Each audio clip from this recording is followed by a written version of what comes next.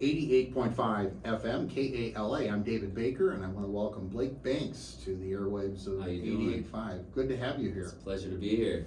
I would like to have you tell the audience a little bit about the type of music you do and what you've been doing the past few months. Okay. Well, first off, my name is Blake Banks. I grew up in Davenport, Iowa. Was born off Kimberly, right down the street.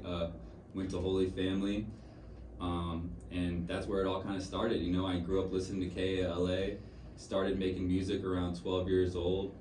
And from there on, I kind of just kept going, you know, and I made my way out to Los Angeles by the time I was 21, you know, and I've been doing independent, signed with a record label, went back independent, and I just tour on the road 24/7 and release music now. Wow, so this is a career. Yeah, this is my career, I guess you could say, yeah. And was it always a passion from when you were a child? You mentioned Holy Family. Since I was at Holy Family, 12 years old, that same thing, that I've been doing the same thing since 12 years old almost, yeah. Did you have some kind of technology you used back then, like a cassette recorder? We were right on, right when the computer started, when everybody started recording, so we had computer mics and stuff like that, and we'd record it and with a 2-track, and that's how and then I'd call the radio station. Mix and Mel would be working here, and I'd call the freestyle on the radio. And I'm finally here. I finally made it to KL. And I'm sure Mel was very impressed. Yes, yeah. He's still involved with us today. And so I think it's exciting that you came from here. You've been to the big time, worked with Post Malone. Mm-hmm. You're playing the West Coast. You say you got a bunch of dates coming up. Yeah. We got the 29th in the 29th will be in Reno, Nevada at Cypress, and the 30th of December will be in South Lake Tahoe at Whiskey Dick's.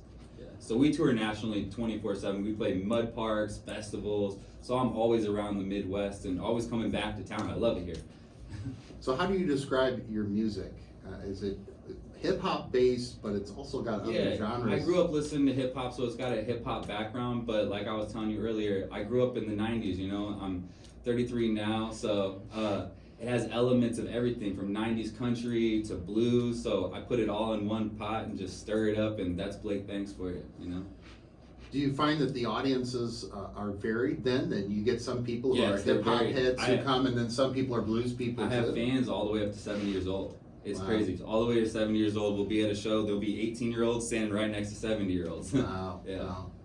So tell me a little bit about songwriting. Do you do some of that as well? Yeah, I write 100% all my own music, and you know, that's what I take pride in, you know, writing my own music, and it's quite the experience to put your time in, to sit down like that, and it's not the easiest road to take, you know. Right. What about influences? People that you listened to when you were growing up, that you thought, you know what, I really am influenced by this artist. I think I could maybe do something like this. Sawyer Brown. Since I was country, yeah. I still dress like, you know, I guess look at the John Deere hat and everything like that when people see me. Yeah, Sawyer Brown, because he was kind of like a clash between country and kind of like pop almost. If you remember his music, it was kind of like upbeat and kind of different. So looking back, it's kind of weird because my music's kind of like almost what they were, you know. It's kind of like I guess what they call it, jambalaya. Yeah. Or combo. It's a mix. And as far as style goes, you know, as you just touched on and mentioned, you do a variety of styles. So we have a variety of people that come to the shows. Mm-hmm. And do you find that audiences are becoming more diverse? Yes. You know, for their listening taste. Yeah. And that's what I like to cater to, you know. I don't make, I don't make like fast fashion music that's here today, gone tomorrow. I want to make something that stands the test of time, like we were talking about. And I feel like it don't matter what age you are, they resonate with that type of music. So yeah.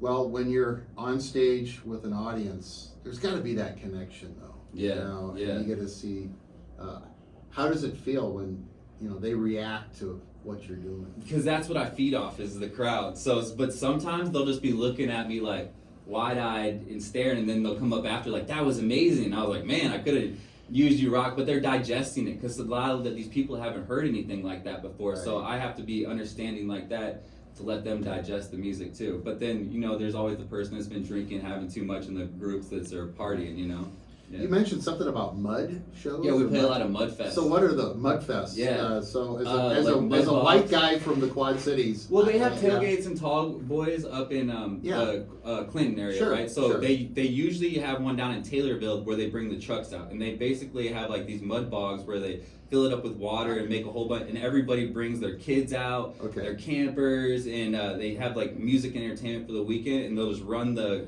trucks through the mud to see who goes through the fastest. Oh, wow. So it's a really good family thing to do. Like, it's fun for all ages. Yeah. Well, and that sounds like the kind of event, it's really grassroots. Yeah. And it sounds like you reach That's what I like doing. I like doing the grassroots stuff. They're just workaday world people. Yeah, right? That's what I do this for. Yeah, people that grew up like me, you know. That's why I like coming back there. So tell me a little bit about Post Malone, since you've worked with him. Any chance of again future we'll have to see what's collaboration? going on. He's got a country album coming out, I heard. Yeah, so I started working with Post before anybody had songs with Post Malone. I had a guy that brought me to Travis Scott, and then I was like, I don't really see it in Travis Scott. I don't know if you're familiar with Travis Scott. He's a big rap star. And then they took me to Post, and I was like, man, this kid's cool. So we would drink beer and smoke cigarettes all day, and I was like, man, I like your stuff. He didn't have anything out at the time. I was like, you should produce some joints for me and hop on a couple songs, let's do this, So we hopped on them, and I'd already kind of had a career at that point. I just got out of a record label, so I was independent by myself. So I just put out these songs with this album with two songs with Post Malone, entirely almost produced by Post Malone. And then he took off like the next month with his first hit, and oh wow! So yeah, it just all happened like organic, just us with a laptop in a room, Yeah, and he's got a country album, as you say. Yeah, he's gonna be working on a country album. He's got a new album that's I think out now. Yeah, Austin. Oh, that'll be awesome to check out. I have not checked it out. So hopefully we'll get in the studio. He's probably one of the biggest artists of our generation right now. Absolutely, and another artist who you really cannot pigeonhole with a genre in particular. I mean, some people might say pop, some might say hip hop. It depends on who you are, Yeah. And I've been here long enough. We were talking before the interview that we used to categorize music and songs very specifically. Mm-hmm. But it's difficult to do that now. I mean, maybe it's a relief in a lot of ways. Enjoy music. It's music. Because it's getting harder because these kids that grew up listening to so many different types of music. People, I think Jelly Roll's probably one of the bigger artists right now that's doing the country stuff, but he was doing rap stuff for the last 20 years, But what is country? What is country at the end of the day? What is country? Is country a style?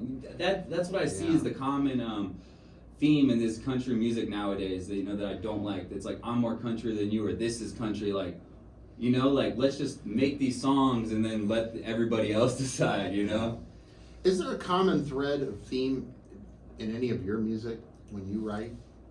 It's just who I am as a person, a lot of doing what you want, growing up, how we grew up in the Midwest, like I said earlier, I do this for a lot of the blue collar guys, a lot of drinking songs, I just do this. I just put me on the record, It's a hard thing to say, like common theme, And when you get out there and perform, there's a spirit in the Quad Cities, the people from around here. They're very genuine, and you bring that with you. Everywhere I go, I get on stage, and I tell them from a small town off the Mississippi River, Davenport, Iowa, anyone ever heard it. By the time I'm done and off stage talking to the crowd, someone knows the Quad Cities, someone is from the Quad Cities in that crowd, no matter where I'm at.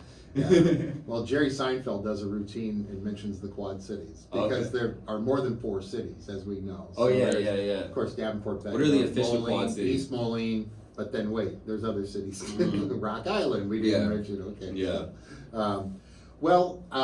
Can people check out your show in person in the Quad City area, in this region coming up? I think we got one coming up soon at the Raccoon Motel. We played there last year at the Raccoon Motel. Stay tuned. We're going to announce a date soon for the Raccoon Motel. But for all my tour dates, you can go to blakebanks.com/tour, or you can just go to blakebanks.com where you can find the merchandise, the music videos.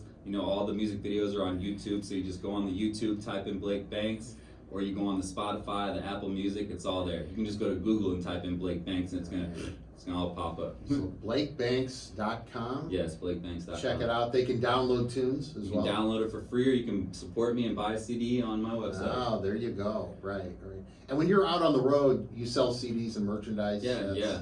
You know, and I'm always at the merch table. I'm not one of those guys that hangs out in the green room. As soon as I get off stage, I'm sitting there hanging out with everybody, chatting with people, talking with everybody, taking pictures, Yeah. signing babies, signing foreheads, whatever you want. Whatever yeah. you want. Yeah. Right. Well, we are so proud of you, Blake, for it's a everything pleasure to be you've here. done, and it's I'm a great big to have fan you of here. KLA. I've been a long time listener. I understand this, and we want to keep track of your career. So please, mention us to Post Malone. Say, Yes. hey, there's this groovy radio station on the Come Quad. down. If he ever gets around here, bring him up. We'll Yes. feed him. We'll feed him good. Take him over to Jim's Rib Haven or whatever he Take wants. him to Happy Joe's. Get a taco pizza. That's the original taco Mhm. pizza. Yeah, right? Yep. Yeah. So Blake Banks, again, BlakeBanks.com. You can check out tour dates. What are your next shows that are coming up? December 29th in Reno, Nevada at Cypress, and December 30th at Whiskey Dicks in South Lake Tahoe. So you can book a ticket now, catch a flight, meet me there. If you're going to be out that way, you can check him out. Otherwise, be checking Raccoon Motel Yes, for check a your possible calendar. I'll show be there coming up soon. this spring, 2024. Yes. All right, Blake Banks, you're always welcome on KALA, and thanks for being here. Thank you so much, Dave.